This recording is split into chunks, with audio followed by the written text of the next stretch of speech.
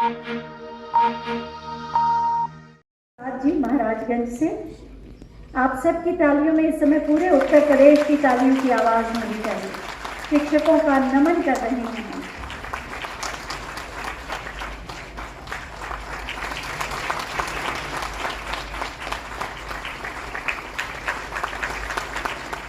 श्रीमती सविता सिंह जी रायबरेली से माध्यमिक शिक्षा मंत्री महोदया शॉल से सम्मानित कर रही हैं। प्रशस्ति पत्र माननीय मुख्यमंत्री महोदय प्रदान करके आशीर्वाद दे रहे हैं और बेसिक शिक्षा मंत्री महोदय स्मृति चिन्ह प्रदान करके उनका अभिनंदन कर रहे हैं।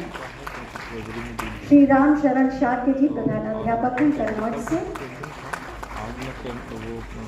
दिखा देता हूँ तो मोस्ट प्रॉब्ली आजकल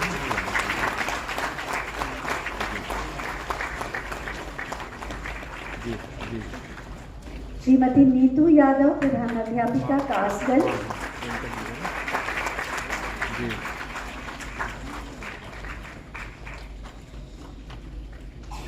तालियों का अपना संगीत होता है। श्री समर बहादुर सहायक अध्यापक भदोही। और इसके बाद माध्यमिक शिक्षा के शिक्षकों का सम्मान होगा। इस क्रम में सबसे पहले श्री ओम प्रकाश सिंह जी प्रधानाचार्य गोरखपुर माध्यमिक शिक्षा के। आप सभी को शॉल प्रशस्ति पत्र स्मृति चिन्ह देकर मंच पर सम्मानित किया जा रहा है और सम्मान धनराशि 25,000 रुपये आप सबके खाते में जा चुके हैं। श्री प्रहलाद अध्यापक आगरा। एवं वेरिफिकेशन करना शिक्षकों के लिए सुलभ हो जाए। उसके साथ ही निपुण भारत मिशन के अंतर्गत आईटी प्रणाली को बढ़ावा देने हेतु प्रत्येक विकास खंड के 880 बीआरसी में स्थापित किए जाने वाले आधुनिक आईसीटी लैब, जिसमें integrated flat panel, computing device के साथ साथ high speed computing system, remote teaching एवं क्लास कोलैबोरेशन हेतु लर्निंग मैनेजमेंट सिस्टम एवं video conferencing system, power backup जैसे अन्य उपकरण उपलब्ध होंगे, जिससे आईसीटी लैब द्वारा प्रदेश में डिजिटल लर्निंग को बढ़ावा मिलेगा और विभाग के अधिकारियों एवं शिक्षकों को क्षमता संवर्धन स्किल डेवलपमेंट किया जाना आसान हो जाएगा। इन आईसीटी लैब्स का शुभारंभ माननीय मुख्यमंत्री जी के द्वारा आज किया जा रहा है। वहीं अपर प्राइमरी स्कूल में 18,381 स्मार्ट क्लास सेटअप है, जिसमें 75 इंच का इंटीग्रेटेड फ्लैट पैनल एवं एमडीएम सहित कंप्यूटिंग डिवाइस के साथ साथ learning management system, NCERT and SCERT का 1 से 8 तक की क्लास का एजुकेशनल कंटेंट एवं क्लास कोलैबोरेशन हेतु मुख्यमंत्री आदरणीय श्री योगी आदित्यनाथ जी, माध्यमिक शिक्षा मंत्री श्रीमती गुलाब देवी जी, मुख्य सचिव श्री दुर्गा शंकर मिश्र जी, अपर मुख्य सचिव बेसिक माध्यमिक एवं वित्त श्री दीपक कुमार जी और शिक्षा के क्षेत्र से संबंधित सभी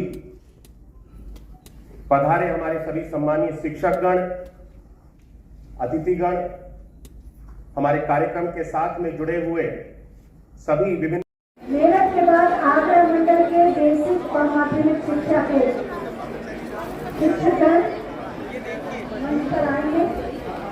अरे देखिए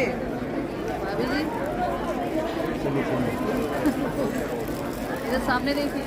चलिए आप मेरठ के बाद आगरा मंडल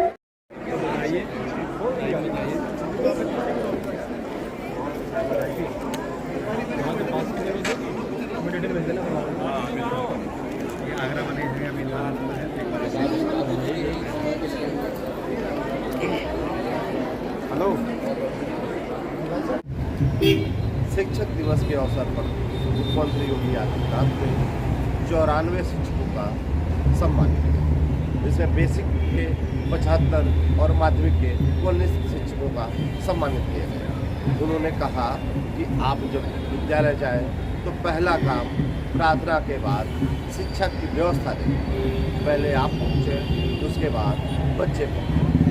शिक्षक ही देश की नींव होता है। इसी पे एक रिपोर्ट देखते हैं लखनऊ से जनमारी के लिए विजय पांडे। लेकिन समय के अनुरूप इसमें दोनों पक्ष इसके सामने आते गए। एक पक्ष जिसका उज्जवल पक्ष था,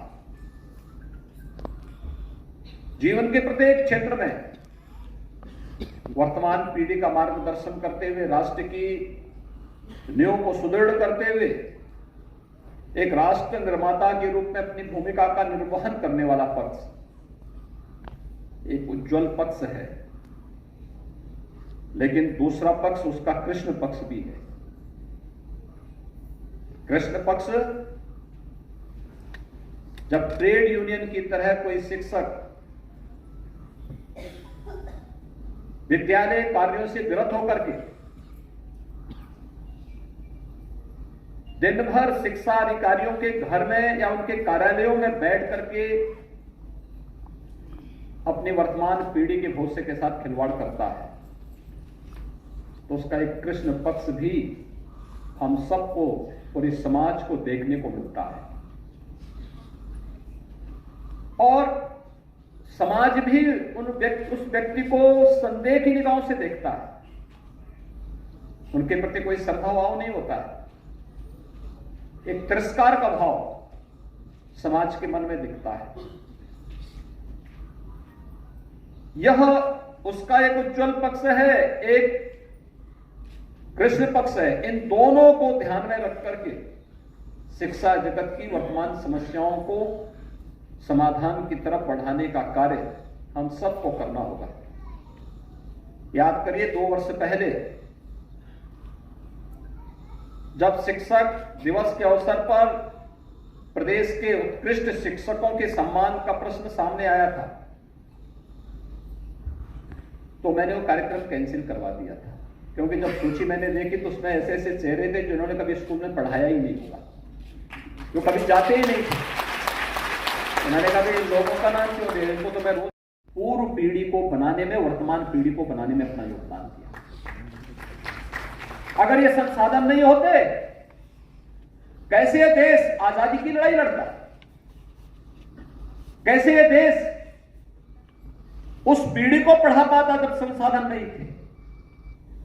लेकिन उन संसाधनों से जो पीढ़ी बनी वो भी भूल गए, और जो बचा कुचा था वो ट्रेड यूनियन की प्रवृत्ति ने उसको नष्ट कर दिया।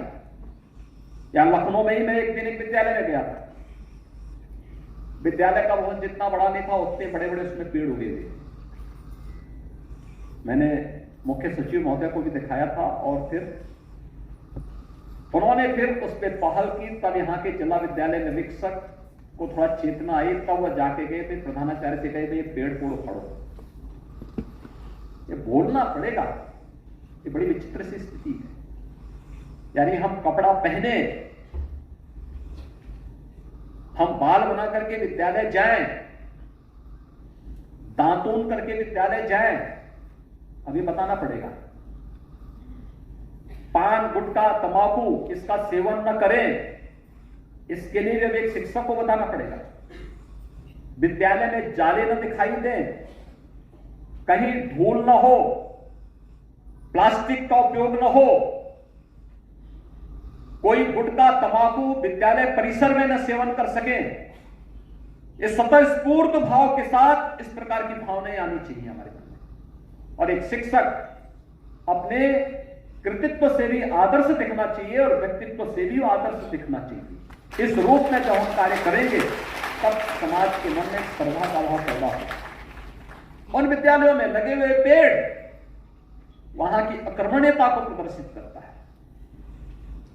कि देखिए साहब, सरकार वेतन भी देती है, सब कुछ सरकार दे सकती है, लेकिन पेड़ उखाड़ने के लिए भी मुख्यमंत्री को और मुख्य सचिव को आना पड़े, तो इससे बड़ी विचित्र स्थिति क्या हो सकती है। और ऐसा नहीं कि पहली बार हुआ, यानी मुझे तीसरी बार तो मैं मुख्य सचिव महोदय को स्पेशली लेके गया था, क्योंकि मैं उससे पहले 2 बार जब गया था, पहली बार मैं देख करके भौचक था, लेकिन मैं भी बाहर कार्यक्रमों में, दूसरे कार्यक्रमों में चला गया, व्यस्त हो गया। अगली बार जब मैं 6 महीने के बाद गया, फिर मैंने पेड़ देखा। मैंने कहा देखो, पहली बात हो सकता भूल से रहो, फिर मैंने